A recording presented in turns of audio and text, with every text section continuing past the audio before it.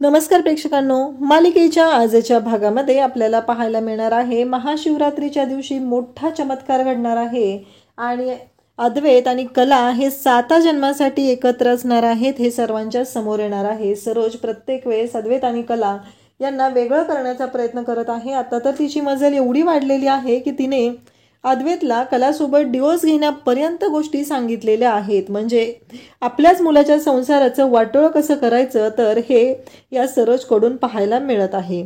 तर हे सगळं कशा पद्धतीने होत आहे आणि शिवशक्तीप्रमाणे कला अद्वैतची जोडी ही कायमस्वरूपी एकत्र राहणार आहे असा आशीर्वाद त्यांना मिळालेला आहे। त्यामुळे सरोजचा डाव कसा उधळणार हे आपल्याला पाहायला मिळणार आहे।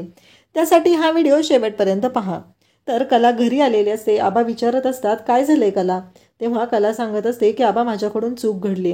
त्याच वेळी तिथे सोहम आलेला असतो। सोहम म्हणत असतो कलावहिनी हा व्हिडिओ खूप व्हायरल होतोय, नक्की काय झालेलं आहे। तेव्हा सोहमला आबा त्याचबरोबर कला सांगायला सुरुवात करते की काय झालं माहितीये का, ती पत्रकार आलेली होती आणि तिने मला जनरल विचारत होती आणि तिने कधी कसा कॅमेरा लावला काय झालं मला काहीच माहिती नाहीये आणि ते सगळं तिने शूट केलं आणि मी वेड्यासारखं तिला सर्व गोष्टी सांगितल्या आणि यामध्येच मी अडकली गेली आहे हे सगळं कला सांगत असते। आणि त्यासोबतच आपल्याला पाहायला मिळतं की कलाने या सर्व गोष्टी सांगितलेल्या असतात आणि तेव्हाच इकडे आबा म्हणत असतात पण अगं तुला कळत कसं नाहीये कला, कारण चुका किती वेळा होत असतात सांग बरं मला। प्रत्येक वेळेस जर तुझ्याकडून अशा चुका घडत गेल्या तर काय करायचं सांग मला, कसं आपण समजून घ्यायचं आहे। त्या दिवशीही तुझ्याकडून चूक घडली होती, त्या दिवशीही तू ऑफिसमध्ये ते पैसे घेतलेले होते, हे सगळं करायची काय गरज आहे असं आबा बोलत असतात।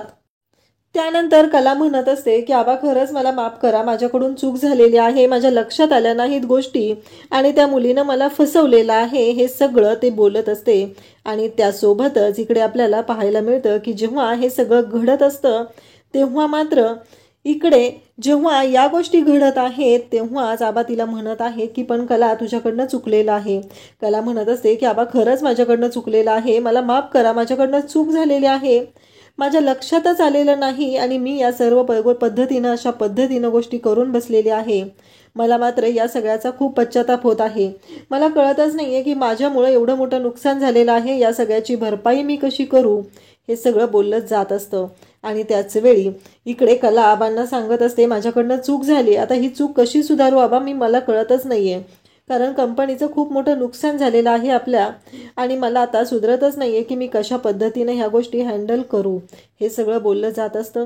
तेव्हा आबांचं असं म्हणणं असतं की काळजी करू नको, सगळ्या गोष्टी व्यवस्थित होतील, मी सरोजशी बोलून घेतो, पण कला तुझं चुकलेलं आहे ही गोष्ट तू मान्य कर, कारण ऑफिसमधल्या कोणाला तरी हा निर्णय विचारायला हवा होता, त्यांना विचारूनच हे सगळं करायला पाहिजे होतं असं आबा वारंवार कलाला सांगत आहेत।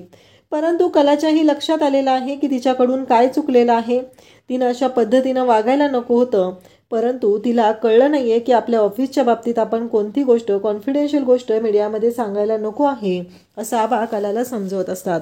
परंतु कलाला अडकवणारी रोहिणी आणि राहुल मात्र या सर्व गोष्टींचा आनंद घेण्यासाठी तिथे सज्ज झालेले असतात, कारण त्यांना हीच गोष्ट हवी होती, कला अडकली पाहिजे। एकदा का कला अडकली की सगळ्या गोष्टी आपल्या म्हणण्याप्रमाणे होणार आहेत हे त्यांना माहिती असतं आणि रोहिणीला आणि राहुलला पैसा मात्र खूपच महत्त्वाचा वाटत असतो।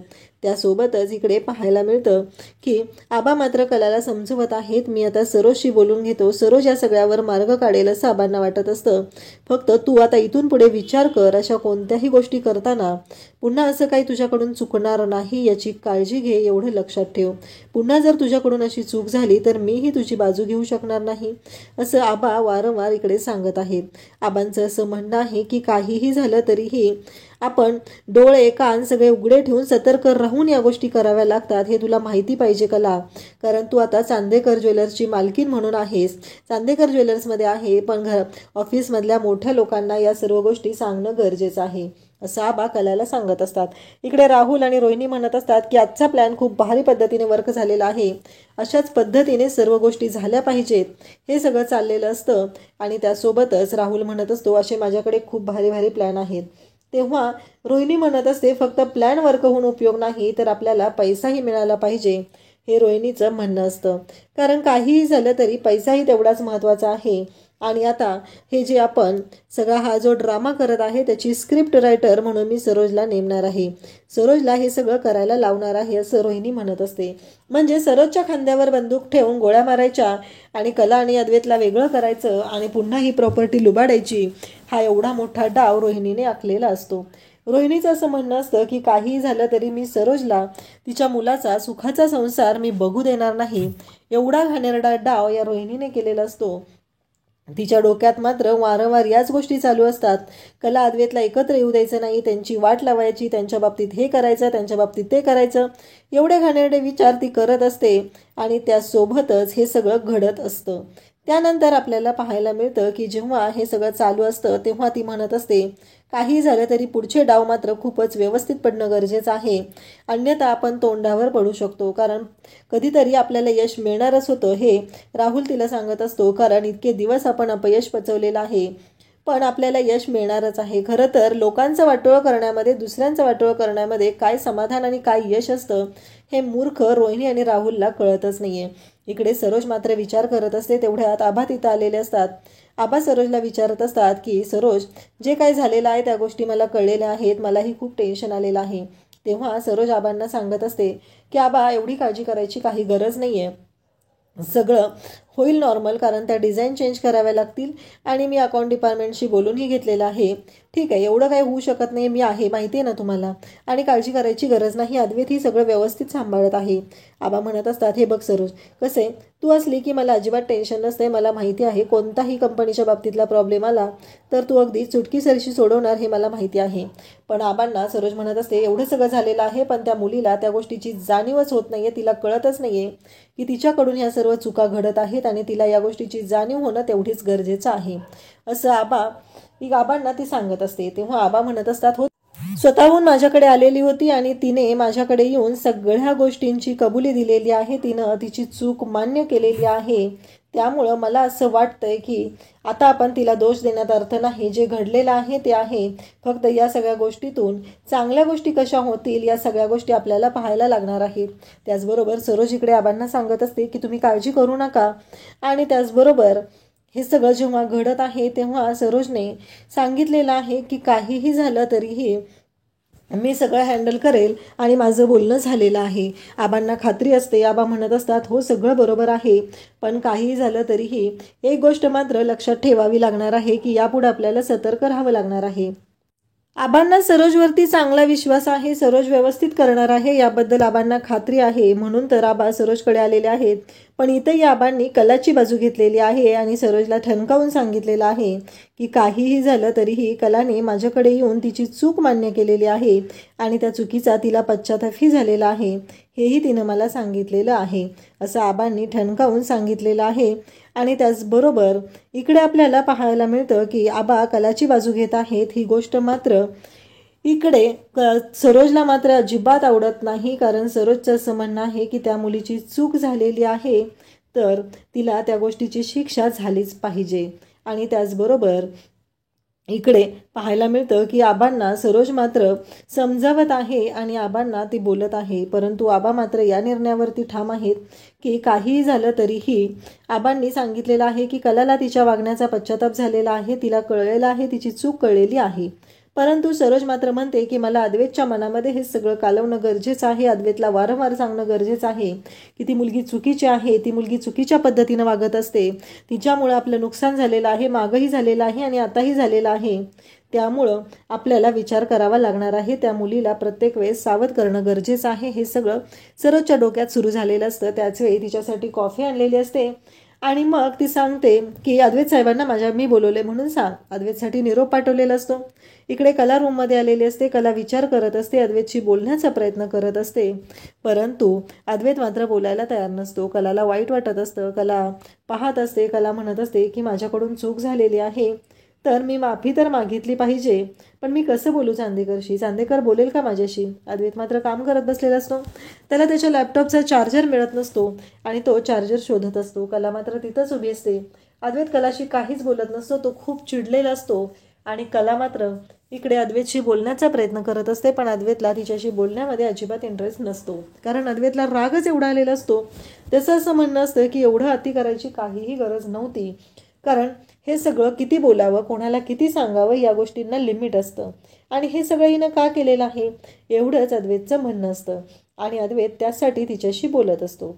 परंतु कलाकडून नजर चुकीने, अगदी तिला माहीत नव्हतं म्हणून ह्या गोष्टी घडलेल्या आहेत, हे मात्र अद्वैत स्वीकारतच नाही. अद्वैतचं असं म्हणणं आहे की काही झालं तरीही चूक झालीच नाही पाहिजे, माणसांनी कान डोळे उघडं ठेवून राहिलं पाहिजे, असं अद्वैतचं म्हणणं आहे.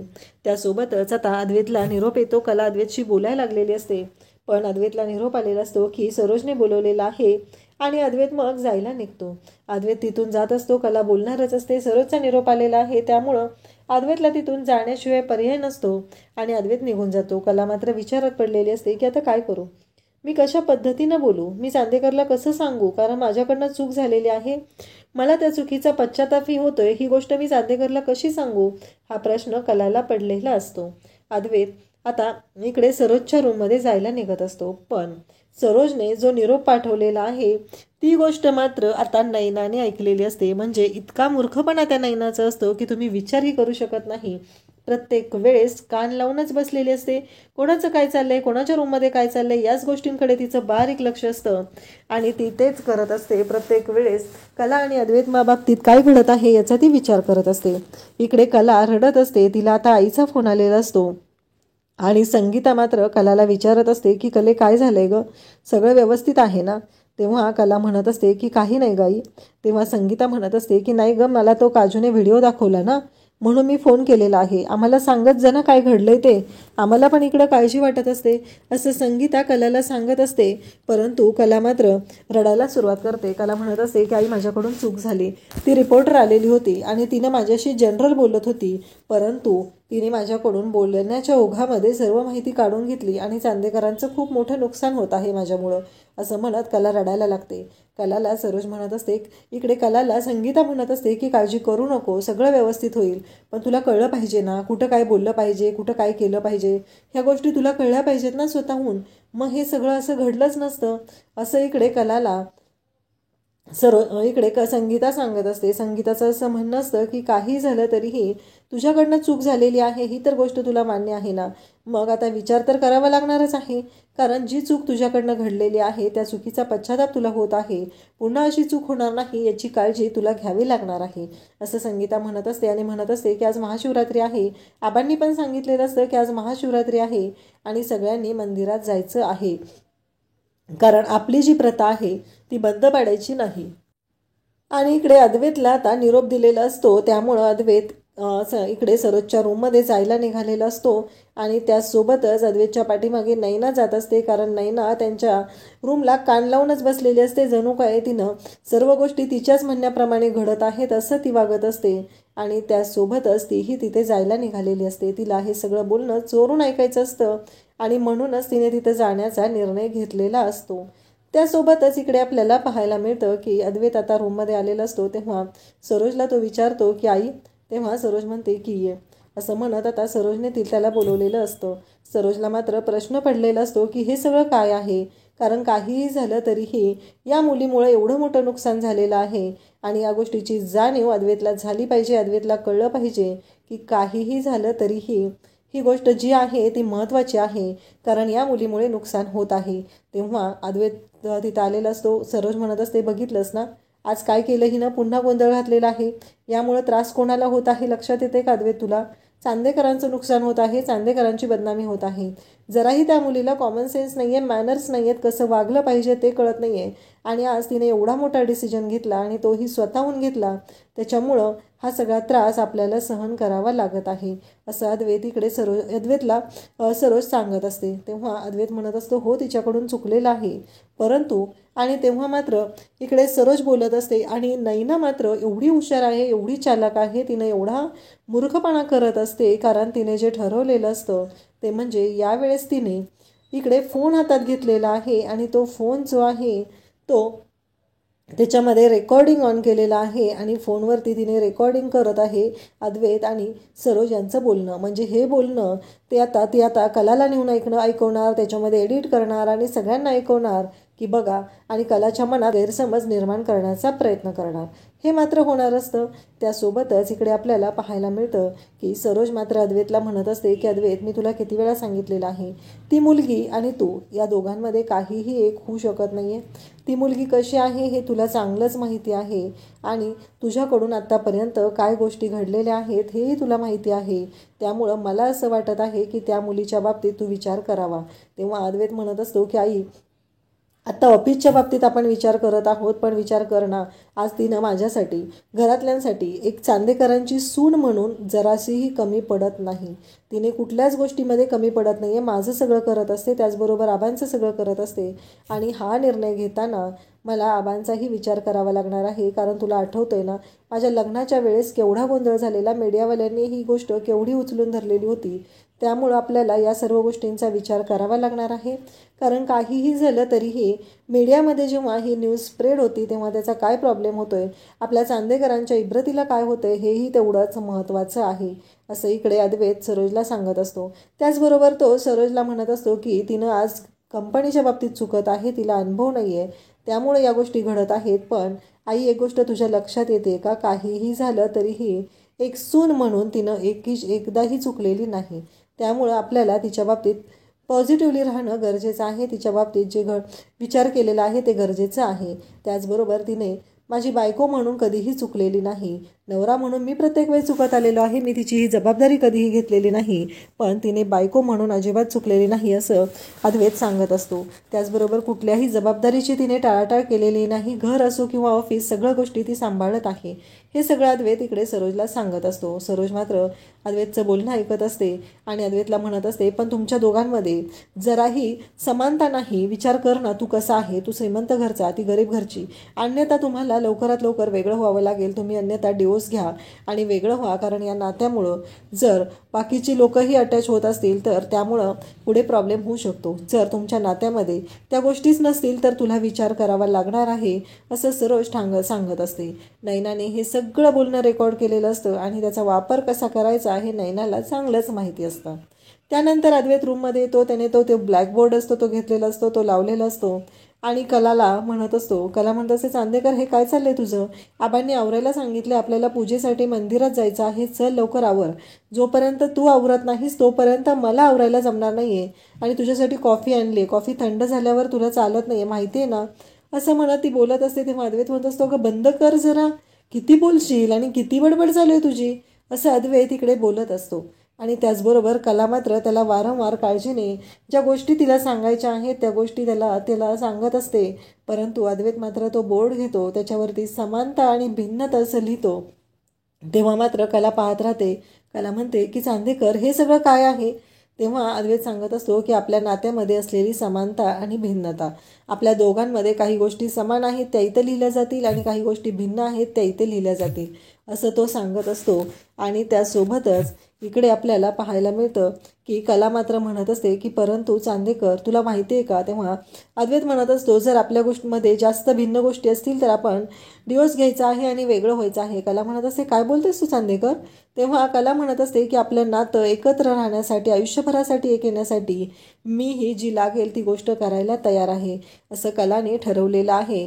कारण नात्यामधील भिन्नता यावर जर, या कॅल्क्युलेशनवर जर तू ठरवत असशील तर या गोष्टींचा विचार मलाही करावा लागणार आहे, असं कलाने ठरवलेलं आहे. त्याचबरोबर उद्याच्या भागात आपल्याला पाहायला मिळणार आहे की आता कला, अद्वैत, सर्व चांदेकर, त्याचबरोबर इकडे संगीता वगैरे खरे मंडळी सर्वजण आता मंदिरात आलेले आहेत. महाशिवरात्री आहे आणि पूजेचा मान चांदेकरांकडे आहे. सर्वजण तिथे आलेले आहेत आणि त्याच वेळेस इथे आपल्याला पाहायला मिळतं की तिथे पूजा सुरू असते. गुरुजी तिथं बोलत असतात. हा जो हार आहे हा हार आशीर्वाद असतो आणि हा हार ज्या व्यक्तीच्या गळ्यात पडेल त्याला शिवशंभूचा आशीर्वाद भेटत असतो. हे सगळं बोलणं चाललेलं असतं आणि त्याच वेळी आता गुरुजी तो हार तिथे फेकत असतात. म्हणजे तो हार अभिषेकापूर्वी फेकण्याची प्रथा असते. ज्याच्या गळ्यात तो पडेल त्याला शिवशंभूचा आशीर्वाद मिळणार असतो. सगळे तिथे आलेले जे भक्त असतात ते थांबलेले असतात, ते पाहत असतात. आपल्याला तो आशीर्वाद मिळाला पाहिजे, आपल्याला तो आशीर्वाद मिळाला पाहिजे असं प्रत्येकाला वाटत असतं आणि प्रत्येकजण त्याच गोष्टीकडे पाहत असतं. आणि त्याच वेळी तो हार गळ्यात पडतो, तो म्हणजे अद्वैत आणि कला या जोडीच्या, अद्वैत आणि कला या दोघांच्या गळ्यात पडल्यानंतर तो हार तेव्हा सगळेजण तिथे असतात आणि मग गुरुजी तिथे आशीर्वाद देतात. ते म्हणतात की शिवशक्तीप्रमाणे ही जोडी आत्ताच नाही तर 7 जन्मासाठी अशीच एकत्र राहील असा आशीर्वाद या जोडीला मिळालेला आहे.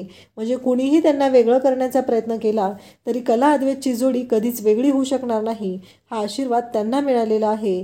आणि त्यासोबतच या आशीर्वादाप्रमाणे शिवशंभूचा आशीर्वाद तर मिळालेला आहेच आणि इकडे कला अद्वैतची जोडी ही सुखाने नांदणार आहे हे तिथं कळलेलं असतं. कला अद्वैतच्या जोडीला हा आशीर्वाद मिळालेला आहे त्यामुळं आभा तर खुश झालेले आहेत, कला खुश झालेले आहे, पण सरोजच्या मात्र शिट्ट्या वाजलेल्या आहेत, तिला कळायचं बंद झालेलं आहे. अशाच अपडेटसाठी चॅनलला सबस्क्राईब करा. थँक्यू.